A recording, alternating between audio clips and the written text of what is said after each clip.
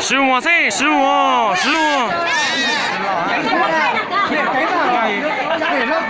先给不老有的家啊，吃到时候知道。那个。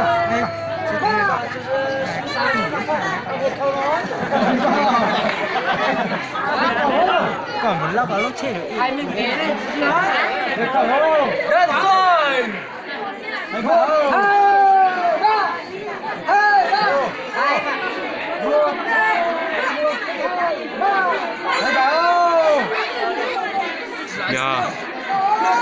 呀了，没得40不了给了，16给嘛，没事还是啊。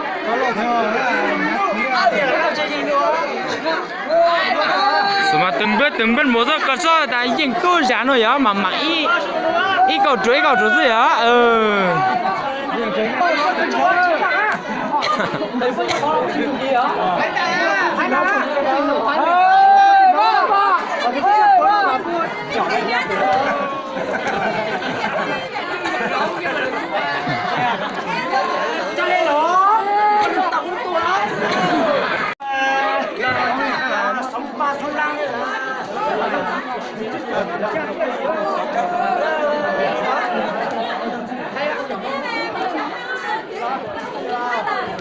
人家是放的拖了呀。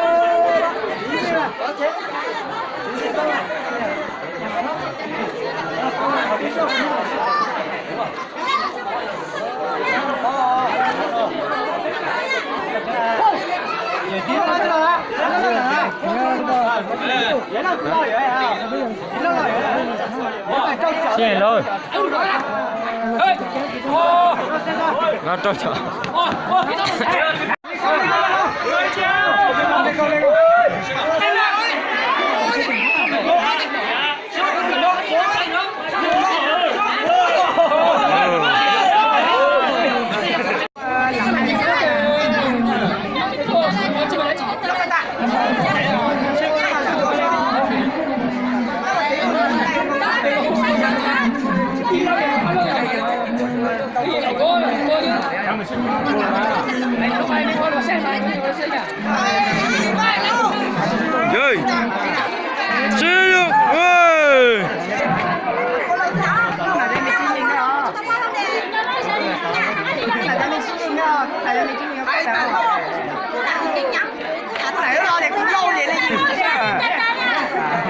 老师你也到了半年了。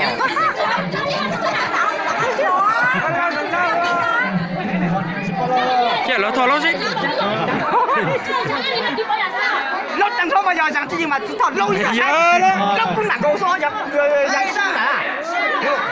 哎，记性高。开吧。来，妈妈。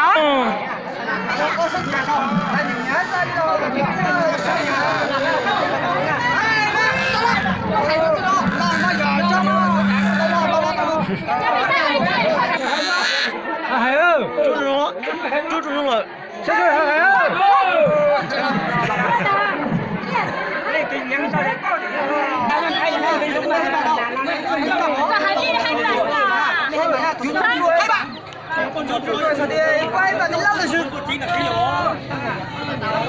有了，好高好了，困难了，好高好了。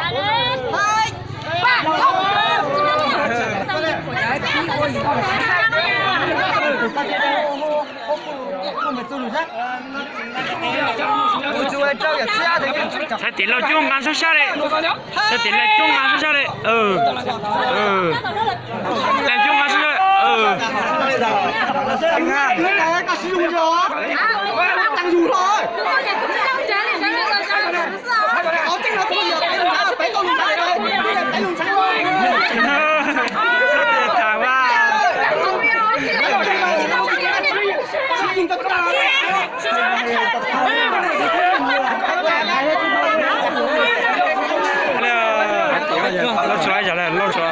包点嘛，找不些个部门拿出多少是吗？một hai ba chờ mà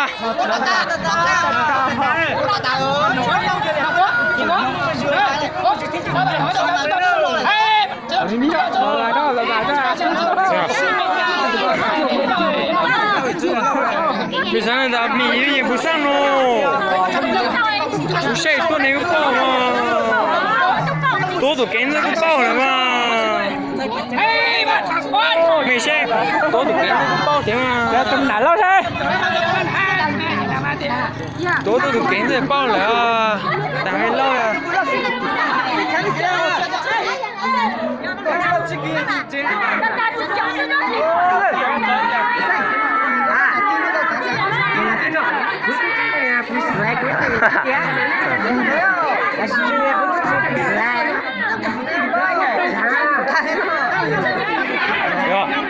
个皮肉，哪个皮肉？哪个皮肉15岁的，咩嚟慢緊等下師傅咯。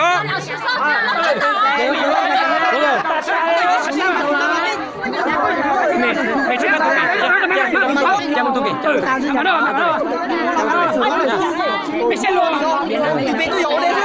這個多幾？這個多幾呀？P tập lá. Đấy là chúng ta nhà tôi lợi. Tập biết mà, tập biết. Tập tập lo. Tập biết nuôi lên hay mà. IOP nè. Thứ biết mình lo. Bây giờ. IOP lo.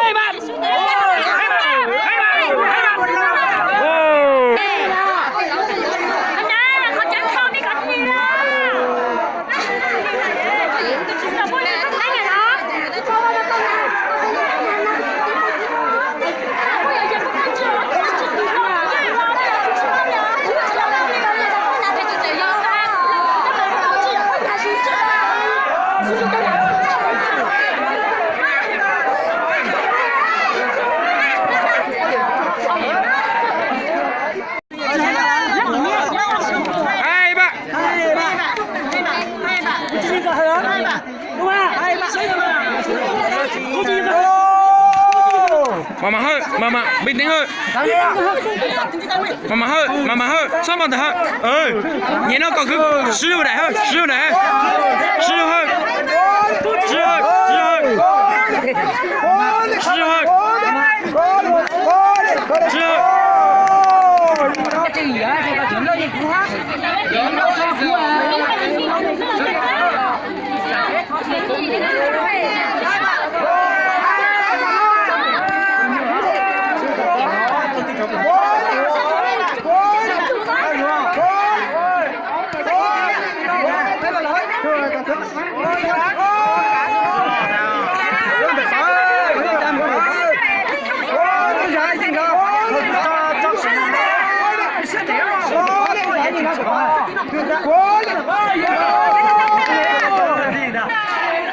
Hai ba.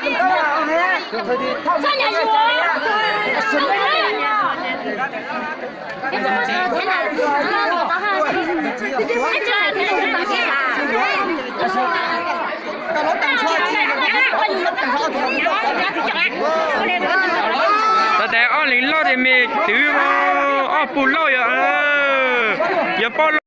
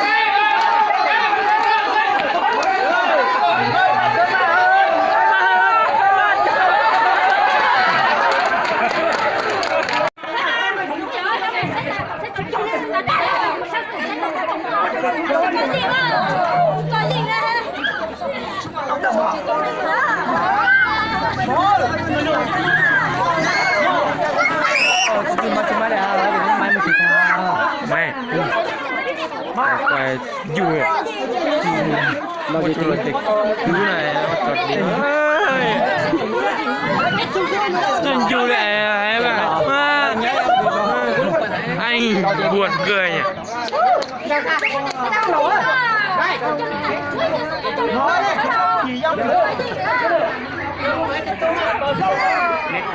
để nó thua chứ hay nó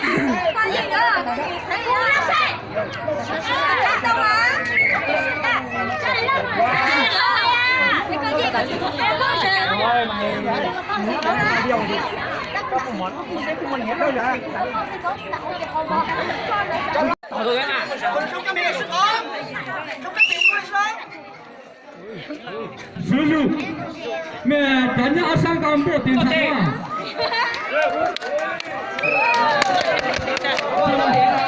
Được chú. Nhẹ trên này kia. Thầy đã thắng Giang Hùng.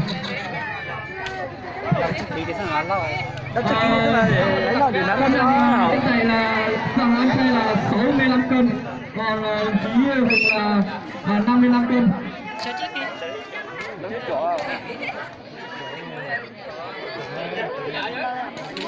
Bây giờ đẩy đi. Chí đang nhăn xuống nhăn trời.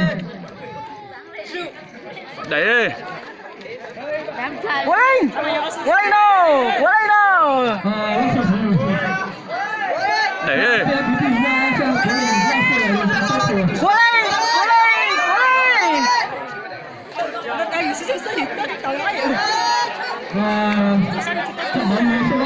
Đẩy lên. Bây giờ đó chính là quốc tế bây giờ cho kiểu như là nhà lãng hồng ha, thằng anh thầy.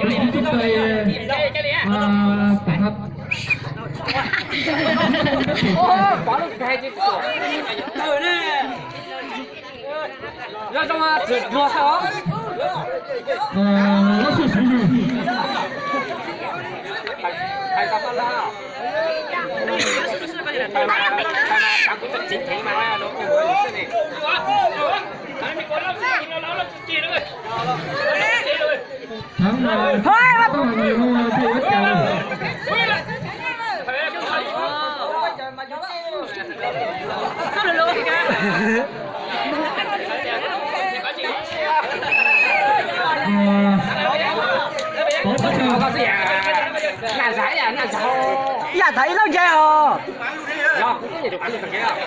Thì bạn cái ổn tí anh tìm tí anh lên lên rồi.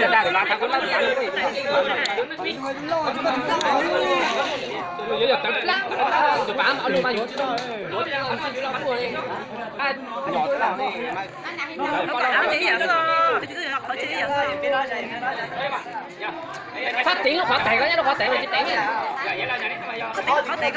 Ôi chỉ tiền thôi nữa. Điểm nó rồi cơ. Dạ chị hơi cũ quá, hơi cũ cái nó phát. Dễ tao chắc không? Dễ rồi để chắc rồi nha.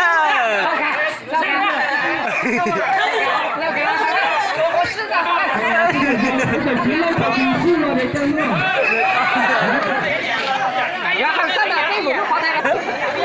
Phát tiền đấy. Không mà phát tiền đấy bây giờ.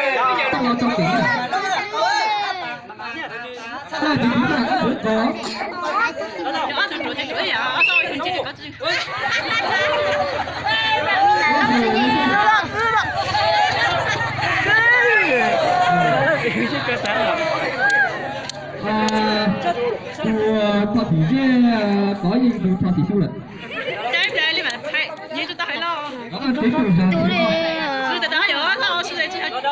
Kẹo tí xíu à. Có rất cao à. Từ thọ thị du lịch kinh nghiệm lâu kính à, từ thọ thị du. Cảm giác tao rất là trân trọng kìa. Từ thọ thị du có gì từ thọ thị du lịch. ta cái này lùi tới tao chỉ là để tao tính nó được cái gì dù sao cái này sao lùi lùi bao nhiêu có chú đang dặn bỏ hay của lâu lo nó kể chuyện chỉ bao Bị tàu ấy. dặn sư kể nó bao à đâu chỉ lo đây Có chỉ có thắng rồi. phải cứng lâu sư mà Thì nhìn chung là lâu cho chỉ có lâu nè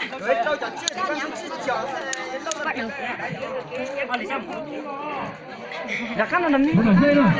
là cái mà ôi rồi mà phải đi xem đó nó là tá được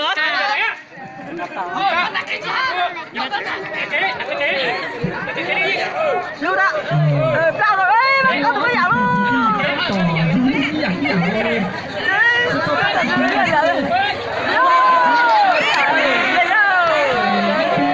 các bạn hỏi mình có kịp con này không? Không cái là những con gì không? Bây giờ ha. Các bạn tôi cú lo. Đồng chí Trần Tài khẩn trương để làm việc. lâu kể cái chỗ chẳng cũng bây giờ nào thuốc tiền không chỗ chẳng thoát tiền đi rồi xe mất tiền chẳng thoát tuổi sắp chỉ tổ tiền cái chơi chắc chẳng rồi nè Mỗi cả thầy sắp chân dạng rồi đấy. Ông bạn đấy. chắc nhân chẳng sao thì không xuống xuống nè chỗ chẳng thoát tiền à chỗ chẳng thoát tiền